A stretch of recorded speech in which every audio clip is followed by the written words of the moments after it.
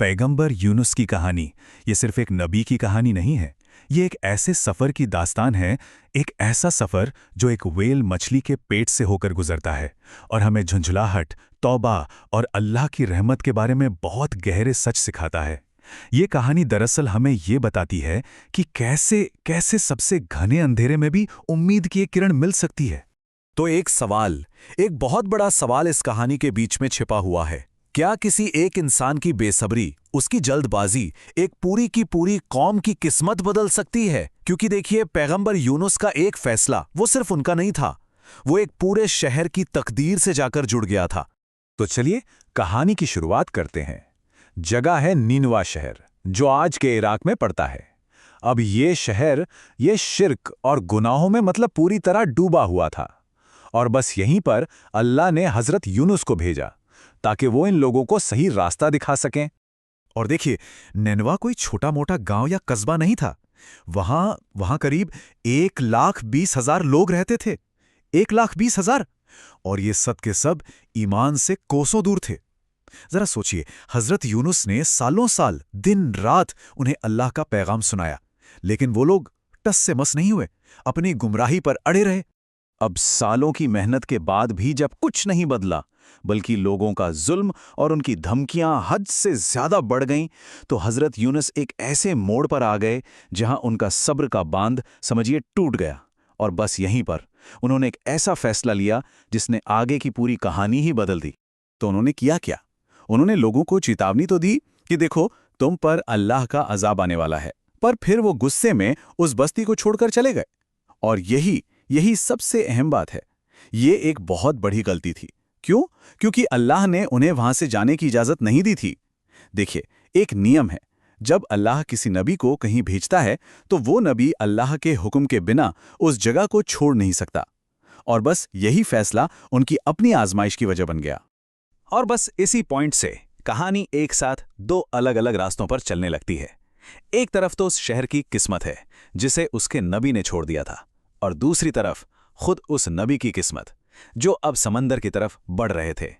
अब जैसे ही हजरत यूनुस शहर से निकले, फौरन बाद नीनवा के लोगों को अजाब की निशानियां दिखनी शुरू हो गईं। आसमान पर एक बहुत बड़ा काला बादल छा गया, जिसमें से आग के शोले नजर आ रहे थे, और वो उनकी तरफ बढ़ रहा था। वो लोग फौरन समझ गए कि ये वही सजा है जिसके बारे में उन्हें बताया गया था। और ठीक उसी वक्त दूसरी तरफ समंदर में जिस कश्ती में हजरत यूनुस सवार थे, वो एक बहुत ही खतरनाक तूफान में फंस गई। तूफान इतना जबरदस्त था कि कश्ती बस डूबने ही वाली थी। लेकिन कहानी में जो सबसे हैरान करने वाला मोड़ आया ना, वो नीनवा में आया। जैसे ही लोगों ने अपनी आंखों से अजाब को देखा, उन्हें अपनी गलती का एहसास हो गया। वो सब के सब बच्चे, बूढ़े, औरतें सब घरों से निकल आए, रोने लगे, गिड़गिड़ाने लगे और सच्चे दिल से अल्लाह से माफी मांगने लगे। ये एक बिल्कुल अनोखी बात थी। सोचिए, पूरी की पूरी कौम अपने नबी के बिना ही ईमान ले आई, और अल्लाह ने भी उनकी सच्ची तौबा कबूल की और उन पर से अजाब हटा लिया। उधर समंदर में क्या हो रहा था? कश्ती डूब रही थी। उसे बचाने के लिए बोझ कम करना था, तो तय ये हुआ कि किसी एक को समंदर में फेंकना होगा ताकि बाकी बच सकें। फैसला करने के लिए पर्चियां डाली गईं। जब पहली पर्ची निकली तो नाम आया हजरत यूनुस का। अब कश्ती के लोग एक नेक इंसान को कैसे फेंक देते? उन्होंने कहा, नहीं नहीं, दोबारा करते।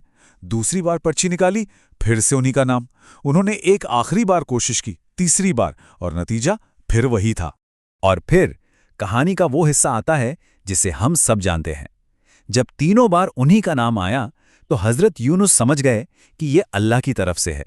जैसे ही उन्हें समंदर में उतारा गया, अल्लाह ने एक बहुत बड़ी मछली, एक व्हेल को हुक्म दिया कि वो उन्हें निगल ले, लेकिन उन्हें कोई नुकसान ना पहुंचाए। अब जरा उस हालत के बारे में सोच कर देखिए। हजरत यूनुस 3 तरह के अंधेरों में घिर गए थे। एक, रात का अंधेरा, दूसरा समंदर की गहराइयों का अंधेरा, और तीसरा उस मछली के पेट का अंधेरा।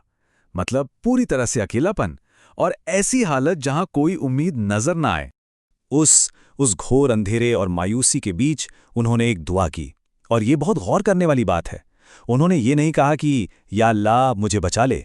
नहीं, उन्होंने अपनी रिहाई नहीं मांगी, बल्कि सबसे पहले अपनी गलती को माना और अल्लाह की बड़ाई बयान की।